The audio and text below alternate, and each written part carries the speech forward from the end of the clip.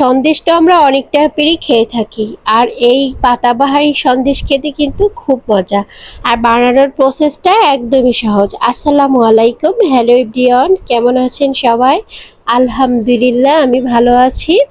আশা করছি যে যেখানে আপনারা আছেন আলহামদুলিল্লাহ ভালো আছেন। তো আজকে আমি তৈরি করে দেখাবো পাতাবাহারি সন্দেশ। আশা করি এটা আপনাদের কাছে খুব বেশি ভালো লাগবে। প্রসেসটা একদমই সহজ, আর মাত্র 2টি উপকরণ দিয়ে এটা খুব সহজেই তৈরি করা যায়।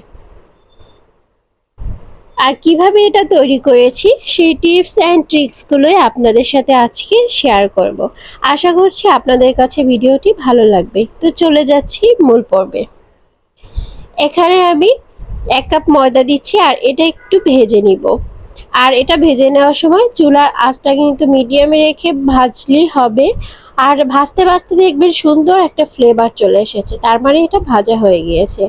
আর এ পর্যায়ে এখানে 1 কাপের চেয়ে একটু বেশি, মানে 1.5 কাপ চিনি নিয়েছি, আর দিয়ে দিচ্ছি স্বাদ মতো লবণ। আর চিনিটাকে একটু জাল করে ঘন করে নিব। একদম ক্যারামেল করা যাবে না, তাহলে কিন্তু যে সন্দেশটা সেটা শক্ত হয়ে যাবে। আপনাকে খেয়াল রাখতে হবে যে এই যে শিরাটা এটা ঘন হয়েছে কিনা। যখন এটা ঘন হবে তার মানে এটা তৈরি হয়ে গেছে। এই পর্যায়ে এখানে 1 কাপ গুঁড়ো দুধ দিয়ে দিচ্ছি, আর এটাকে ভালো করে মিশিয়ে একটু জাল করে নেওয়ার পর এখানে ভেজে রাখা ময়দাটা অ্যাড করছি। এ পর্যায়ে পানিটা একদমই শুকিয়ে গেছে। এখন চুলার আঁচটা লোতে করে একটু নেড়ে চেড়ে ভালো করে ভেজে নিব। আর এ পর্যায়ে এখানে আমি 1 চা চামচ ঘি দিয়েছি। ঘির ভিতরে এটা ভালো করে মিক্সড করে তারপরে একটু চুলায় রেখে দিতে হবে। আর যেহেতু শিরাটা অনেক শক্ত করিনি, তাই ছানাটাও মানে এই যে সন্দেশটা এটা কিন্তু শক্ত হবে না, একদম পারফেক্ট হবে। গরম গরমই এটাকে মথে নিতে হবে। আমি যেহেতু হাতের সাহায্যে পারছি না, ছোট বেলনি দিয়ে এটাকে আমি প্রেস করে করে একদম স্মুথ একটা ডো তৈরি করে নিচ্ছি। আর ডোটা এই যে খামিরটাকে আমি 2টা অংশে ভাগ করেছি। একটা আমি একটু কোকো পাউডার দিয়ে এখানে প্রেস করে করে লাগিয়ে নিচ্ছি, একটু চকলেট ফ্লেভার আনার জন্য আমি এটা করছি। আপনারাও এটা করতে পারেন, তাতে করে কিন্তু সন্দেশটা স্বাদটা অনেক ভালো আসবে। অন্য সন্দেশগুলোতে হয়তো আমি কালার দিয়ে দেখিয়েছিলাম, তাই এটা কোকো পাউডার দিয়ে তৈরি করে দেখাচ্ছি। আর এটা এক সাইডে করে রেখে দিচ্ছি।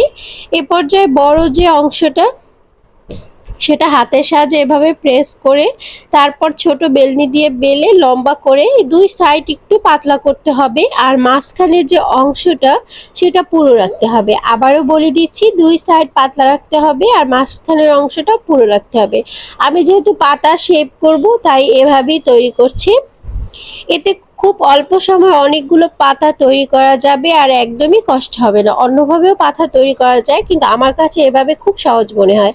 এভাবে প্লেন নাইফের সাহায্যে আমি কেটে নিচ্ছি এক এক করে সবগুলো। আর দেখতেই পাচ্ছেন ভিতরে কিন্তু চকলেটের যে লেয়ারটা সেটা খুব সুন্দর এসেছে। আর এটা খেতে কিন্তু খুবই ভালো লাগে। বাসায় ঝটপট তৈরি করতে পারবেন, বিশেষ করে বাচ্চারা এটা খুব বেশি পছন্দ করবে। আর এভাবে হাতের সাহায্যে 2টা অংশ একটু চেপে নেড়ে মাথার অংশ চেপে দিবেন, আর এই যে তৈরি হয়ে গেল পাতা।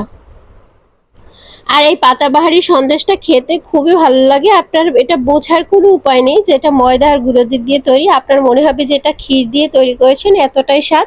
মুখে দিতে একদম মেল্ট হয়ে যাবে। আর আমি একটু এখানে ফুড কালার দিয়ে উপরে একটু ডিজাইন করে দিয়েছি। এটা একদমই অপশনাল, আর আপনারা চাইলে স্কিপ করতে পারেন। তো কেমন লেগেছে ভিডিওটা অবশ্যই আমাকে কমেন্ট সেকশনে জানাবেন। যদি ভালো লেগে থাকে লাইক, কমেন্ট এন্ড শেয়ার দিতে ভুলবেন না। আজ আর বাড়াচ্ছি না, পরবর্তী ভিডিও দেখার আমন্ত্রণ জানিয়ে সবাই ভালো থাকবেন, সুস্থ থাকবেন। আল্লাহ হাফেজ। আল্লাহ হাফেজ।